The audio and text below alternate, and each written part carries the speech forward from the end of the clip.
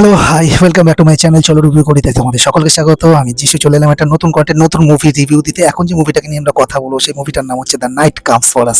এটা একটা hyper violent action জনরার মধ্যে কিন্তু এটা একটা মাস্টারপিস বলতে হবে। যারা রেড মুভিটা দেখেছো তাদের যারা রেড মুভিটা দেখে তোমরা চরম এক্সাইটেড হয়েছো, এই মুভিটাতে কিন্তু তোমাদের সেই চরম উন্মাদনা আবার ফিরিয়ে নিয়ে আসছে। এই মুভিটা বেসিক্যালি এটা ইন্দোনেশিয়ান মুভি এবং এখন একটা হিন্দি ডাবে তোমরা পেয়ে যাচ্ছ।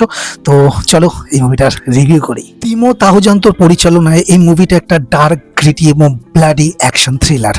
আচ্ছা, একজন এখানে গল্পটা মূলত বলতে গেলে যে একজন টায়ার্ড এনফোর্সার আইটিইউ, সে যখন একটা ছোট মেয়েকে বাঁচাতে গিয়ে নিজের সংগঠনের বিরুদ্ধে যখন যুদ্ধ ঘোষণা করে, তখন শুরু হয় একটা অন্তহীন ব্লাডি তেহেলকা ধ্বংসযজ্ঞ। এই মুভিতে যে অ্যাকশন দেখানো হয়েছে, সেই অ্যাকশন কিন্তু একেবারেই সাধারণ অ্যাকশন নয়। এই অ্যাকশনকে বলা যেতে পারে যে ব্লাডি এক ব্যালি, ঠিক আছে।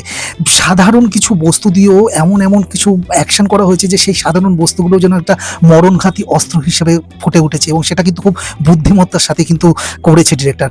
আর খুব সৃজনশীলভাবে এবং খুব বুদ্ধিমত্তার সাথে কিন্তু খুব নিপুণভাবে কিন্তু অ্যাকশনগুলোকে কোরিওগ্রাফ করা হয়েছে। আমরা এই ধরনের অ্যাকশন কিন্তু জ্যাকি চ্যানের মুভিতে একটা সময় দেখতাম। এই সিনেমাটির কালার প্যালেট এবং ডার্ক টোন কিন্তু সবসময় একটা অস্থির পরিবেশ কিন্তু অল টাইম তৈরি করে রাখে। আর এর গোর এলিমেন্টগুলো কিন্তু তোমার শরীর দিয়ে, তোমার সিদ্ধারা দিয়ে কিন্তু একটা ঠান্ডা স্রোত বইয়ে দিতে পারে, যদি তুমি এই ধরনের মুভি, এই ধরনের সিন যদি অভ্যস্ত না হয়ে থাকো দেখার। টায়ার জগতের ভেতরে ডার্ক পলিটিক্স এবং আনুগত্যের লড়াই কিন্তু খুব সুন্দরভাবে এবং খুব সফলভাবে কিন্তু ডিরেক্টর এখানে ফুটিয়ে তুলেছে। এই সবগুলো ছিল আমার পজিটিভ দিক। এবার চলে আসবো কিছু নেগেটিভ ইস্যু। যারা একটু নরম মনের মানুষ, দুর্বল মনের মানুষ এবং যারা রক্তারক্তি একেবারেই সহ্য করতে পারে না, তাদের কাছে কিন্তু এই মুভিটা একটা দুঃস্বপ্ন হয়ে যেতে পারে।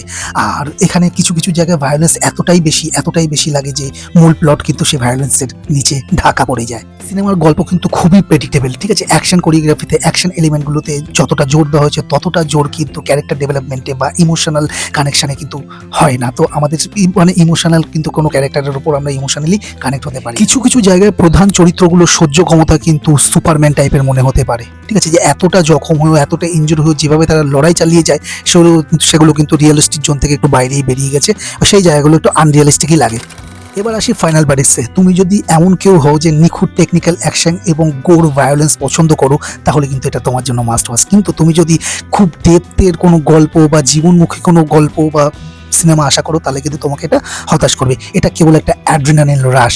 অ্যাকশন প্রেমীদের জন্য কিন্তু এটা দারুণ, গোর প্রেমীদের জন্য কিন্তু এটা দারুণ হতে চলে। তো হ্যাঁ, তো এই ছিল আমার নাইট কামস ফর আস মুভিটাকে নিয়ে অল ওভার রিভিউ। যারা দেখে ফেলেছে তারা কমেন্টের মাধ্যমে জানাতে পারো তোমাদের মুভিটা কেমন লেগেছে। আর এই ভিডিওটা যদি ভালো লাগে, এটা লাইক শেয়ার করে দাও তোমার কাছের মধ্যে। চ্যানেলটাকে সাবস্ক্রাইব না করে থাকলে চ্যানেলটাকে সাবস্ক্রাইব করে নাও।